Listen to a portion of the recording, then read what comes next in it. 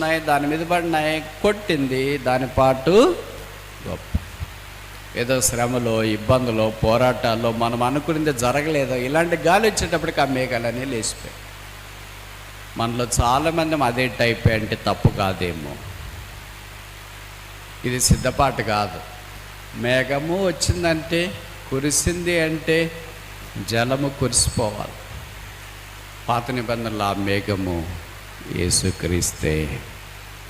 పగటిలో మేఘస్తంభముగా, రాత్రిలో అగ్నిస్తంభముగా ఇశ్రాయేలును నడిపించినవాడు. మనం ఈ ఎండకే ఉక్కిరిబిక్కిరి అయిపోతున్నాం. కొంతమంది పండుటాకుల వల్లే ఉన్నవాళ్ళు రాలిపోతున్నారు. కానీ ఇశ్రాయేలు 40 ఏళ్ళు ఇంతకంటే ఘోరమైన ఎండ, అది ఎడారి, ఇసుక. ఇప్పుడైనా ఇది ఏసీ అని